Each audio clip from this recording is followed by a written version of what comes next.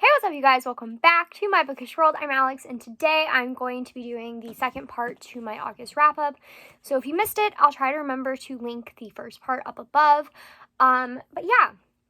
So I believe in my part one, I said that I was trying to read 10 books by the end of the month. That did not end up happening. I think I read 3 more from what I had already had. And I started one, but I didn't finish it. So I ended up actually reading 8 books, and so I only have 3 to talk about for this part of it. So yeah, let's get into it. Hopefully this won't be too long. So the first book that I read, I actually read throughout the month, and that was How to Be an Anti-Racist by Ibram Zendi. I think that's his name. Anyway, this book I feel like it's pretty self-explanatory. It's nonfiction. It's an anti-racist book talking about how the best ways to be an anti-racist, and what that means. And even though, like a lot of it even talked about like the biases, the racial biases that we have, the stereotypes that we all keep, even if you are Black, which I appreciated. I do recommend this book. I definitely think it's an digestible fashion, like you can read it pretty easily, but it's also very informative, and I love that the author winds his own stories throughout the book to try to help people understand. So I definitely recommend this. And then I read an anticipated release, because I think that was what I did a lot this month was reading anticipated releases. But I read This Poison Heart by Barron. I don't know what I was going to say. Oh, by the way, I didn't give How to Be an Anti-Racist a rating. I usually don't with my nonfiction, but I did enjoy it. Anyway, This Poison Heart follows a girl named Breesis, I think that's how you pronounce her name, where she has a gift where she can grow plants from tiny seeds to rich blossoms with a single touch. But in this story, she finds out that she is the heir to this estate. And so she goes to this house with her mothers and finds that this house from her birth mother is not exactly what it seems, and that this town is full of secrets. And also finds more out about her heritage and where she came from. So I really enjoyed this book. I gave it a 4 stars.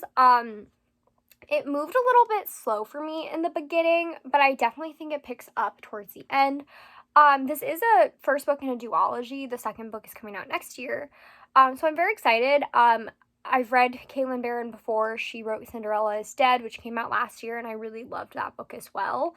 Sorry, this is like reflective. But that was, just a standalone kind of fantasy. This is more of an urban fantasy. It takes place in our world, and I will say, it does involve a little bit of Greek mythology, which I was not expecting, and I did find really interesting, so I definitely recommend it. And then the last book that I read, was Rise to the Sun by Leah Johnson. Oh, man, I am all over the place today. I forgot to say that this book has queer representation. The main character is queer. She doesn't really identify how she leans, but she does say that she has a crush on a girl, and she does have 2 moms, so there's an FF romance in there. My bad.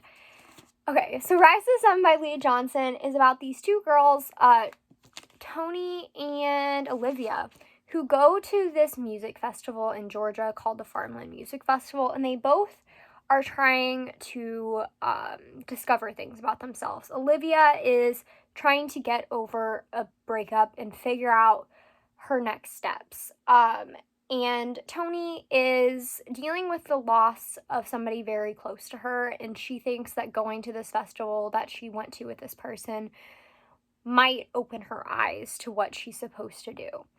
And in a chance meeting, they end up kind of wrapped up in each other. So I will say I really enjoyed this. It's definitely not as fluffy as You Should See Me in a Crown, which was this author's debut. So I want to put that out there. I will say there are a few trigger warnings in the beginning of the book. Let me find it.